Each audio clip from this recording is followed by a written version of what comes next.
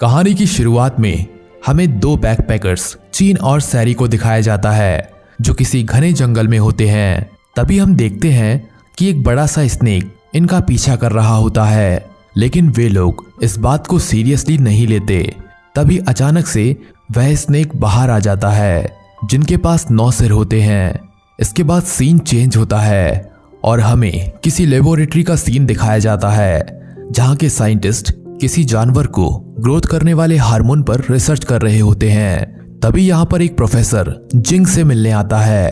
Professor जिंग को जंगल ले जाना चाहते हैं, जिस पर जिंग शुरुआत में जाने से मना कर देता है, लेकिन बाद में वे लोग जंगल की ओर निकल जाते हैं। इसके साथ में कुछ और लोग भी होते हैं। इधर चिंग सभी को उस हाइड्रा के बारे में बताता है जिसने सैरी को मारा था।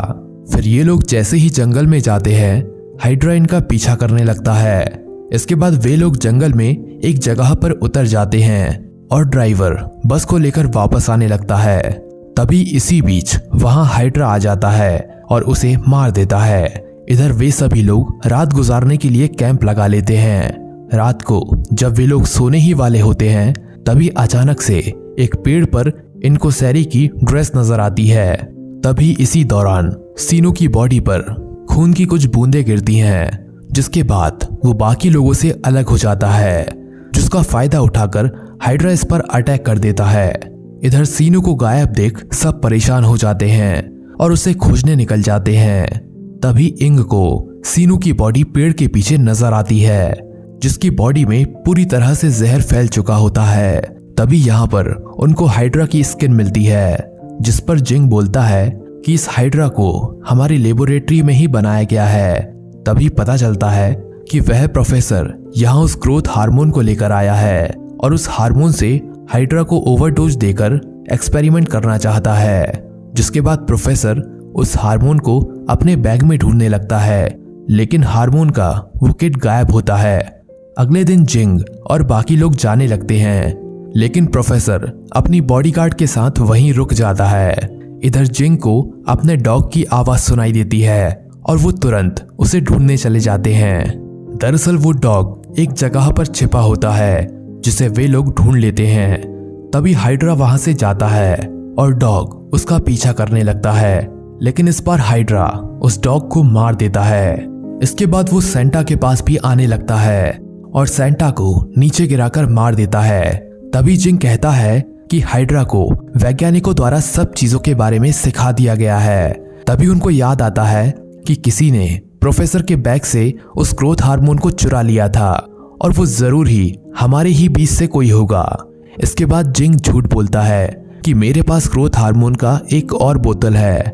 इसके बाद वे लोग एक जगह पर पानी पीने रुकते हैं, जहां जिंग के पास से ग्रोथ हार्मोन को लेने की कोशिश करता है, लेकिन जिंग उसे रंगे हाथों पकड़ लेता है और समझ जाता है कि जिंग ही उस हाइड्रा को मारने से रोकना चाहता है। उसके बाद जिंग प्रोफेसर के पास चला जाता है, जिसका पीछा करते सभी लोग वहां आ जाते हैं। फिर प्रोफेसर जिंग से हाइड्रा को मारने की बात करते हैं, जिस पर जिंग कहता है कि अब तो हमारे पास ग्रोथ हार्मोन भी नहीं है। फिर प्रोफेसर समझाता है कि हाइड्रा के पास 9 सिर होते हैं, अगर उनमें से एक भी जिंदा रह गया तो कुछ समय बाद बाकी भी जिंदा हो जाएंगे। फिर वे लोग कुछ खरगोश को पकड़ते हैं। तभी प्रोफेसर को बाहर कुछ हलचल लगता है और वो गन लेकर बाहर चला जाता है। इधर चिंग को जिंग ने रस्सी से बांध दिया था। तभी वहां पर हाइड्रा आ जाता है। फिर चिंग की आवाज सुनकर सभी यहाँ पर आ जाते हैं और वे लोग देखते हैं कि यहाँ पर ब्लड गिरा हुआ है। फिर जिंग प्रोफेसर को बोलता है कि तुम हमारे बीच दुश्मनी कराना चाहते हो। जिसके बाद प्रोफेसर की बॉडीगार्ड जिंग पर अटैक कर देती है, लेकिन तभी जिंग उसको इंसुलिन का डोज लगा देता है, जिसके कारण उसको चक्कर आने लगता है। अब कुछ समय के बाद वहां हाइड्रा आ जाता है और खरगोश को खाने लगता है। फिर मौका पाकर जिंग उसे बेहोशी का इंजेक्शन लगा देता है और वे लोग हाइड्रा को जाल में कैद कर लेते हैं। जिसके बाद जिंग हाइड्रा के सिर में शूट करने लगता है। फिर लास्ट में हाइड्रा का एक ही सिर बचा होता है, लेकिन जिंग उसे शूट करने में देरी कर देता है, जिस वजह से हाइड्रा इस पर अटैक करने लगता है। अब बाकी लोग इसके सिर पर फ्लैशलाइट जलाने लगते हैं, लेकिन तभी उसका दूसरा सिर भी जिंदा हो जाता है।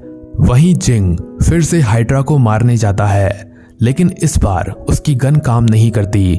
अब देखते ही देखते हाइड्रा के सभी सिर जिंदा हो जाते हैं, जिसके बाद जिंग और एक लड़की वहां से भाग जाती है। इधर प्रोफेसर और बॉडीगार्ड जब बाहर निकलते हैं तो हाइड्रा इनके सामने होता है, जिसके बाद उनके होश उड़ जाते हैं।